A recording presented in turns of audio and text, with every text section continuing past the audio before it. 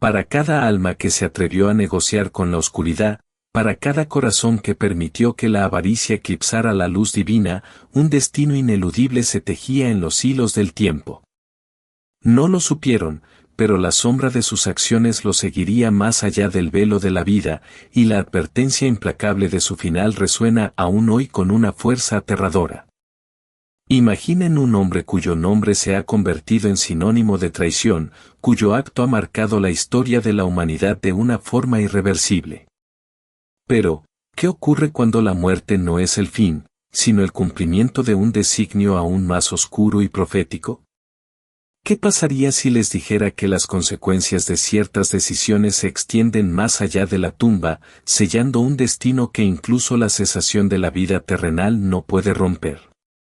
Hoy, desvelaremos la profecía que Judas Iscariote cumplió después de morir, un secreto que encierra una verdad fundamental sobre la justicia divina y el implacable peso de nuestras elecciones. En un mundo donde la traición se viste a menudo de ambición, donde las promesas se rompen con facilidad y la avaricia ciega el juicio, la historia de Judas Iscariote no es solo un relato antiguo. Es un espejo inquietante que nos confronta con la fragilidad de nuestra propia moralidad. ¿Cuántas veces nos hemos sentido tentados a comprometer nuestros valores por una ganancia fugaz?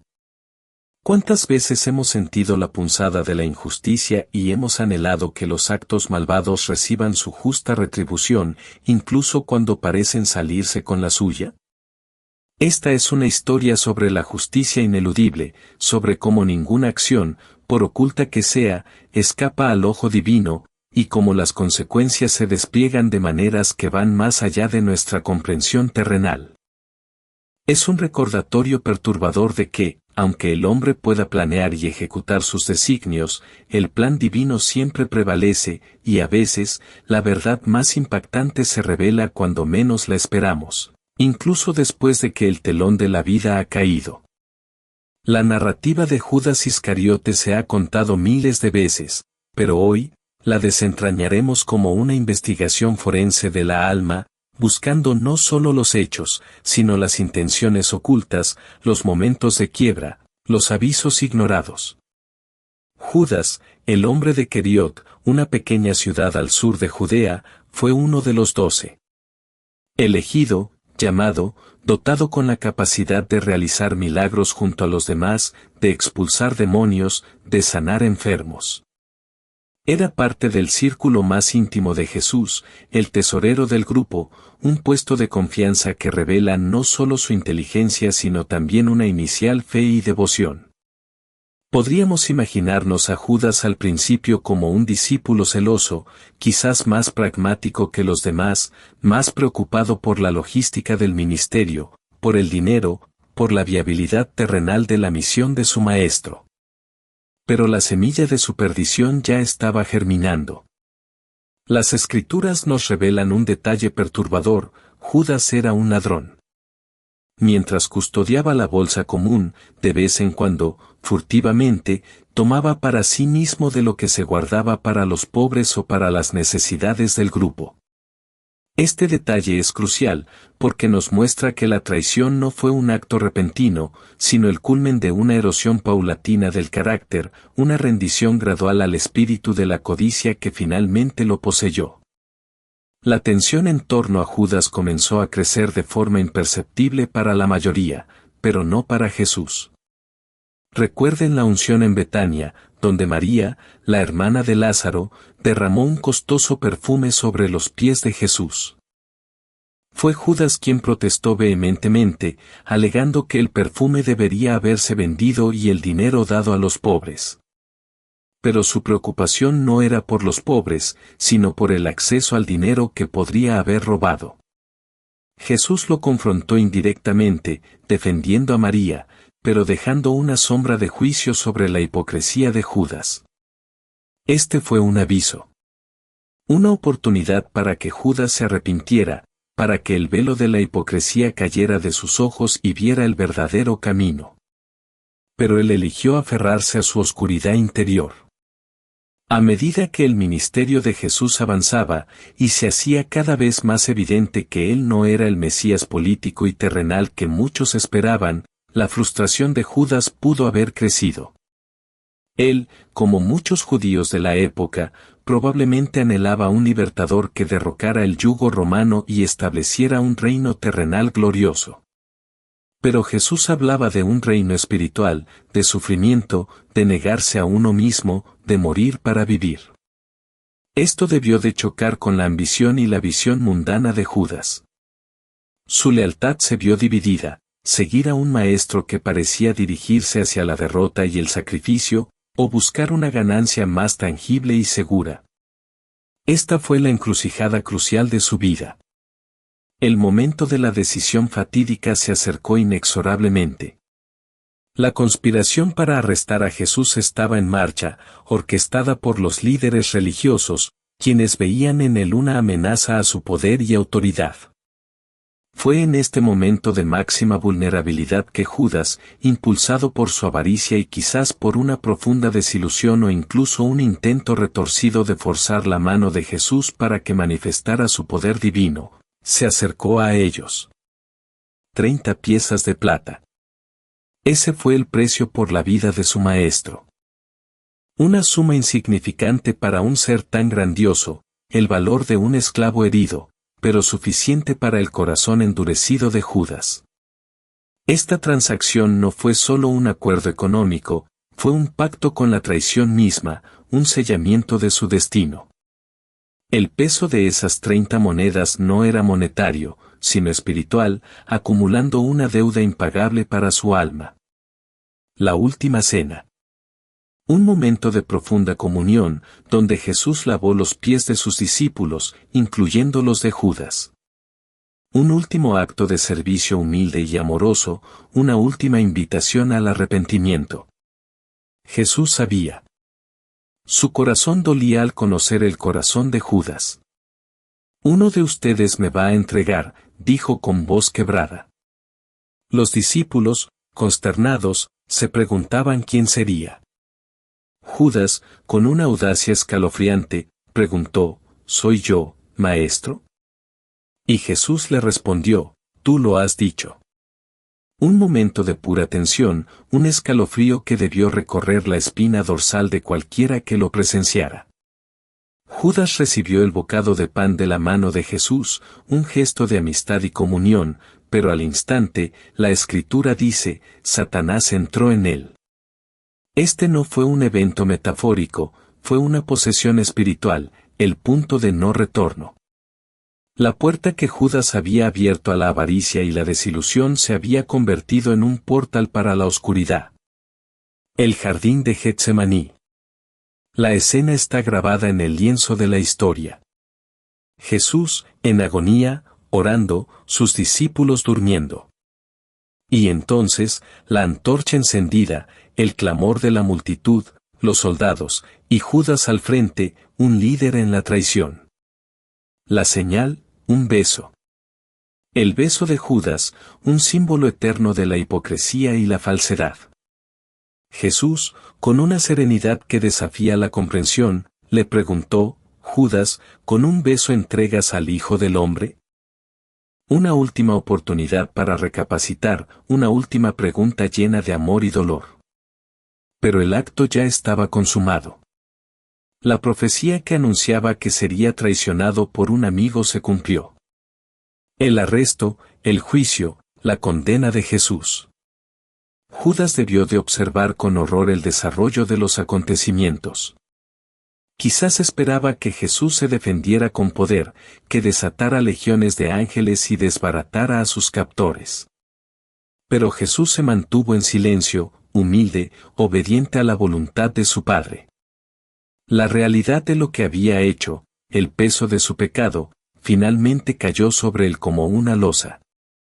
No era un simple negocio, era el asesinato del inocente, la traición del Mesías. La desesperación se apoderó de su alma.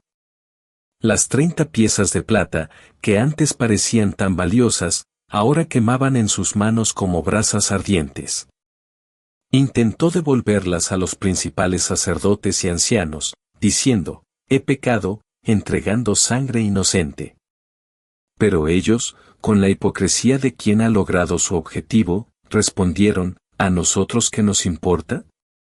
Allá tú. El dinero que había sido el objeto de su deseo ahora era su tormento. No podían aceptarlo de nuevo en el tesoro del templo, porque era precio de sangre. Y aquí llegamos al punto crucial que a menudo se pasa por alto, el umbral de lo que llamamos la profecía post-mortem. Con el corazón roto por una contrición que no era verdadera penitencia sino remordimiento, una desesperación sin esperanza de perdón, Judas salió y se ahorcó. Su muerte no fue un escape, sino la culminación trágica de su desesperación. Fue un acto de juicio autoimpuesto, la prueba definitiva de que se había entregado por completo a las fuerzas que lo consumieron. Su cuerpo fue hallado, o quizás se dice que cayó de cabeza y se reventó por el medio, derramando todas sus entrañas. Una muerte grotesca, acorde con la horrenda traición que había cometido.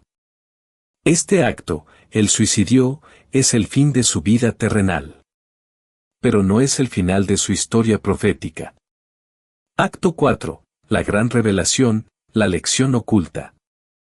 Ahora, adentrémonos en el corazón del misterio, en la profecía que Judas Iscariote cumplió después de morir. Este es el momento de la revelación que prometimos, la lección oculta que se esconde en las profundidades de esta tragedia. Cuando Judas se quitó la vida, su cuerpo, o lo que quedaba de él, fue encontrado, y la historia de cómo los principales sacerdotes manejaron las 30 piezas de plata es donde la profecía comienza a desplegarse de manera impactante. Al rechazar el dinero de vuelta, porque era precio de sangre, decidieron usarlo para comprar un campo, el campo del alfarero, para que sirviera de cementerio para los extranjeros. Y Mateo, en su Evangelio, nos dice, por eso el campo se llama hasta el día de hoy, campo de sangre. Aquí es donde la profecía se vuelve escalofriante. El Evangelio de Mateo, 27, 9-10, cita al profeta Jeremías, diciendo, y tomaron las 30 piezas de plata, el precio de aquel que fue tasado, a quien pusieron precio los hijos de Israel, y las dieron por el campo del alfarero, como el Señor me había ordenado, una profecía cumplida con un dinero manchado de sangre, usado para un entierro que simboliza la muerte y el juicio. El campo de sangre, o Aceldama, es un testimonio eterno de la traición y sus consecuencias. No solo la muerte de Jesús, sino la muerte de Judas, el suicida, el traidor, el hombre cuyo final grotesco financió un lugar de enterramiento. Esto no es una coincidencia, es el diseño meticuloso de Dios, donde incluso la muerte del traidor sirve a un propósito mayor. Pero la profecía no se detiene ahí. Va más allá, revelando un segundo cumplimiento post-mortem. Con Judas fuera de la escena, quedaban 11 apóstoles. El plan divino era que hubiera 12. En el libro de los Hechos de los Apóstoles, en el primer capítulo, Pedro se levanta y se dirige a los hermanos. Con autoridad divina, explica que la Escritura tenía que cumplirse, refiriéndose a lo que el Espíritu Santo había dicho de antemano por boca de David sobre Judas. Y Pedro cita 2 salmos del Antiguo Testamento que parecen hablar directamente del destino de Judas. Primero, Salmo 69 horas y 25 minutos, sea su campamento desolado, no haya quien more en sus tiendas. Esto se refiere a la desolación de su lugar, su posición como apóstol, que quedó vacante. La desolación no solo de su hogar físico, sino de su rol espiritual, su legado. Luego, y esto es lo más impactante, Pedro cita Salmo 109, 8, sea su oficio tomado por otro, su oficio. Es decir, su apostolado. Su puesto. Piensen en esto, Judas había muerto. No estaba allí para hacer nada más. Su vida terrenal había terminado. Sin embargo, su muerte y el vacío que dejó activaron el cumplimiento de una profecía milenaria. Los apóstoles, bajo la guía del Espíritu Santo, entendieron que era imperativo que otro hombre ocupara el lugar de Judas, para que el número de los 12, los fundamentos de la nueva iglesia, estuviera completo. Así fue como eligieron a Matías, quien había estado con ellos desde el bautismo de Juan hasta la ascensión de Jesús, para que ocupara el lugar vacante de Judas. Esto es la gran revelación, la profecía que Judas cumplió después de morir. Su propia aniquilación, su desesperación y su consecuente suicidio no fueron el fin de su relevancia en el plan divino, sino el catalizador para que dos antiguas profecías se cumplieran con una precisión asombrosa. La primera, que su sangre pagaría por el campo de los muertos, un lugar de juicio. La segunda, que su oficio sería tomado por otro, asegurando la continuidad del apostolado y, por ende, del plan de redención. ¿Qué nos dice esto?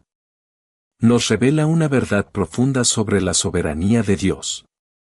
Incluso los actos más oscuros de la maldad humana, la traición más vil, no pueden frustrar los propósitos divinos.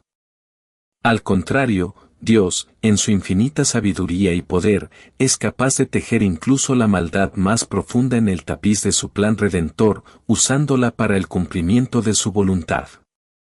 Judas fue libre de elegir el camino de la traición, de sucumbir a la avaricia y la desesperación. Pero su elección, aunque pecaminosa, fue utilizada por Dios para llevar a cabo sus planes proféticos. La muerte de Judas, por lo tanto, no fue un final sin sentido, sino un escalofriante testimonio de la precisión profética y de la justicia divina que se manifiesta en formas inesperadas. La lección oculta es que el juicio de Dios no se limita a la vida terrenal. Las consecuencias de nuestras acciones pueden reverberar más allá de la tumba, no solo en nuestro destino eterno, sino en cómo nuestra propia historia se convierte en una lección, una advertencia, una profecía cumplida para aquellos que vendrán después. La muerte de Judas fue una advertencia. Nadie puede manipular la voluntad divina, y la paga del pecado es la muerte, incluso si esa muerte sirve para propósitos proféticos.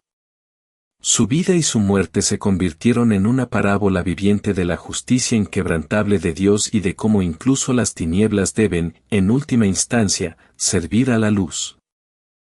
La desolación de su oficio y la compra del campo de sangre son un eco perpetuo de que los caminos del Señor son inescrutables y sus juicios son verdaderos, y que no hay escape de las consecuencias del pecado que no sea a través de la verdadera contrición y la gracia redentora que Judas, en su desesperación, no pudo o no quiso abrazar. Acto 5. La aplicación personal, el espejo. Ahora que hemos desvelado la profunda y escalofriante profecía que Judas Iscariote cumplió incluso después de su muerte, es imperativo que miremos esta historia no como un relato distante del pasado, sino como un espejo que refleja las verdades fundamentales de nuestra propia existencia, nuestros propios desafíos y nuestras propias elecciones. ¿Cómo se aplica esta narrativa a usted, a su vida, a sus decisiones en este mismo instante? Piense en la naturaleza de la traición. No hablamos solo de un beso que entrega a un Mesías. Hablamos de las pequeñas traiciones que cometemos a diario, la traición a nuestros propios valores por un beneficio momentáneo, la traición a la confianza de aquellos que nos aman por egoísmo, la traición a la voz de nuestra conciencia por comodidad o conveniencia. Cada vez que comprometemos la verdad por una mentira, la honestidad por el engaño, la lealtad por la ambición, estamos caminando por un camino que, aunque no tan grandioso en su escala como el de Judas, sigue los mismos principios destructivos. ¿Cuántas 30 piezas de plata hemos aceptado en nuestras vidas, trozos de ganancia ilícita, de gratificación instantánea, de popularidad vacía, que con el tiempo se vuelven brasas en nuestras manos, quemando nuestra paz interior y nuestra integridad? Considere la avaricia. Judas, al principio, pudo haber sido solo un administrador, pero su inclinación a tomar lo que no era suyo creció, se arraigó y finalmente lo consumió. ¿En qué áreas de su vida ha permitido que la codicia, el deseo insaciable de tener más dinero, más poder, más reconocimiento, se convierta en un amo en lugar de un sirviente? La avaricia es un pozo sin fondo que nunca se llena, y a menudo, las cosas que más anhelamos y por las que traicionamos nuestros principios son precisamente las que nos traen la mayor miseria. El caso de Judas es una advertencia vívida. Aquello que uno cree que le dará seguridad o felicidad puede convertirse en el instrumento de su propia destrucción. La acumulación material sin un propósito espiritual es un camino hacia la desolación. ¿Ha sacrificado relaciones, salud, paz mental en la búsqueda incesante de lo efímero? Reflexione. La desesperación de Judas es otro punto crucial. Su remordimiento fue genuino, pero le faltó la fe para buscar el perdón, para creer que había una salida de la oscuridad. Se convenció de que su pecado era demasiado grande para ser perdonado, lo cual es una de las mayores trampas del enemigo. En lugar de correr hacia la misericordia, se precipitó hacia el abismo. ¿Cuántas veces en su propia vida, después de cometer un error, después de caer, se ha sumido en la desesperación, creyendo que no hay redención para usted? Esta historia le grita que, mientras hay vida, hay esperanza. Que el verdadero arrepentimiento abre las puertas de la gracia, mientras que la desesperación sin fe es una sentencia autoimpuesta. No importa cuán oscuro sea su pasado, cuán grandes sean sus errores, la luz del perdón divino siempre está disponible para aquellos que se vuelven con un corazón contrito. Además, esta narrativa nos habla del orgullo y la ilusión de control. Judas pudo haber creído que estaba manipulando la situación, forzando la mano de Jesús, quizás esperando un gran despliegue de poder divino. Creemos que podemos controlar los resultados de nuestras acciones, que podemos engañar a los demás o escapar de las consecuencias. Pero la historia de Judas nos enseña que el plan divino es inquebrantable. Usted puede tomar decisiones, puede intentar desviar su camino, pero las leyes espirituales son inmutables. Lo que siembra, eso cosechará. Y a veces, incluso su fracaso y su caída serán usados para propósitos que trascienden su comprensión, pero no de la manera que usted querría. La desolación de su oficio o puesto es un potente espejo para usted. En la vida, usted tiene un propósito, un llamado, un lugar donde se supone que debe estar, un rol que debe desempeñar, ya sea en su familia, su comunidad, o en el plan divino. Cuando usted traiciona ese propósito, cuando abandona su llamado por ganancias mundanas o por miedo, corre el riesgo de que ese oficio suyo sea tomado por otro. ¿Está usted viviendo a la altura de su potencial espiritual? ¿Está cumpliendo su propósito en esta vida, o lo está traicionando por distracciones y tentaciones? La historia de Judas nos advierte que su lugar, el lugar que Dios le ha asignado, no permanecerá vacío para siempre si usted decide abandonarlo. Alguien más puede ser levantado para cumplir el propósito que usted desechó. Este relato es un llamado a examinar sus propias motivaciones más profundas. ¿Es la avaricia el motor oculto de algunas de sus decisiones? ¿Está construyendo su vida sobre cimientos de lealtad y verdad, o sobre arenas movedizas de compromiso y conveniencia? La muerte de Judas y la profecía cumplida después de ella son un recordatorio sombrío de que la justicia divina es implacable y que las consecuencias de nuestras acciones, especialmente las que emanan de un corazón endurecido por el pecado, pueden extenderse de formas que nunca imaginamos. No solo afectarán nuestra vida presente, sino que resonarán en la eternidad y en la forma en que nuestra historia será un testimonio, para bien o para mal, para las generaciones futuras. ¿Se atreve a mirarse en este espejo y hacer un inventario de su alma? ¿Qué precio de sangre ha estado en sus manos? ¿Qué propósito divino ha estado descuidando o traicionando? Esta es su oportunidad para detenerse, para reflexionar, y para tomar una decisión diferente a la que tomó Judas Iscariote.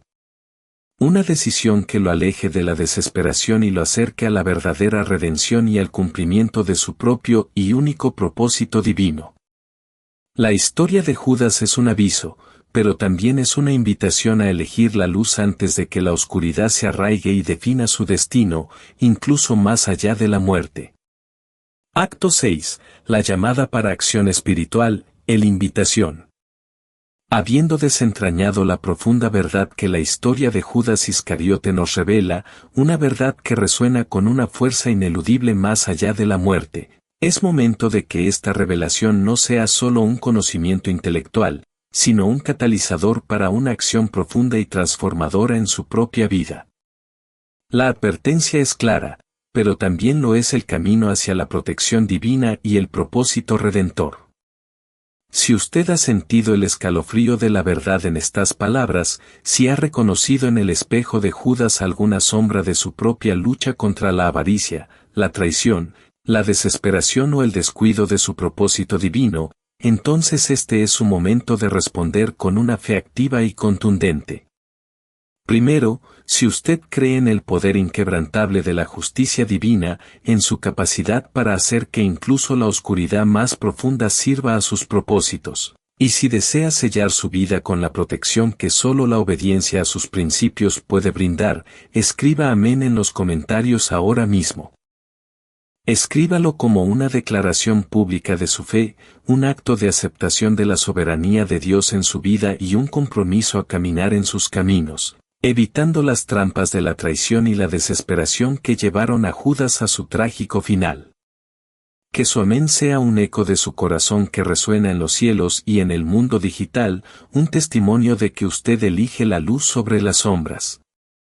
Segundo, la luz de esta verdad no debe quedar oculta. Hay millones de almas sedientas de revelación, de advertencia, de guía en estos tiempos confusos. Si esta profunda narrativa ha tocado su espíritu y ha encendido una chispa de comprensión en usted, demuéstrelo. De un me gusta a este video ahora mismo. Cada me gusta es un voto, una señal para los algoritmos que esta verdad es poderosa y merece ser vista. Al darle me gusta, usted se convierte en un agente de luz, ayudando a que esta crucial advertencia y lección espiritual alcance a más almas perdidas, a aquellos que necesitan urgentemente escuchar sobre la justicia ineludible y la importancia de elegir bien en cada encrucijada de la vida. Su simple acción puede ser el catalizador para que alguien más encuentre la dirección que busca.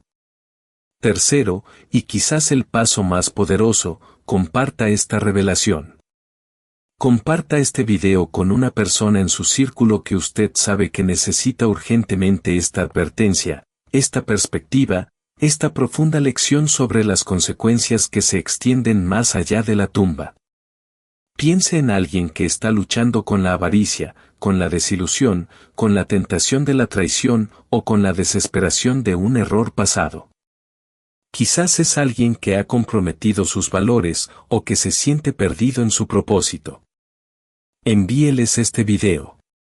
No solo compartirá una historia, compartirá una guía espiritual, un faro de verdad en la oscuridad. Al compartir, usted se convierte en un mensajero de la advertencia divina, extendiendo la mano a aquellos que están en riesgo de tropezar. Su acto de compartir puede ser la intervención divina que esa persona necesita para cambiar su rumbo. Recuerde, la historia de Judas Iscariote no es solo un relato antiguo, es una parábola viva de justicia, consecuencias y el plan inquebrantable de Dios. Su muerte fue una advertencia que resonó por milenios, una profecía cumplida incluso en el cese de su aliento. No permita que esta poderosa lección se desvanezca en el olvido. Abrácela, interiorícela, y dé el paso de fe para transformar su vida y la vida de aquellos a quienes ama. Que el legado de la justicia divina, revelado a través de la tragedia de Judas, le inspire a vivir una vida de propósito, de integridad y de inquebrantable fe. La elección es suya, y la eternidad espera su respuesta. Actúe ahora.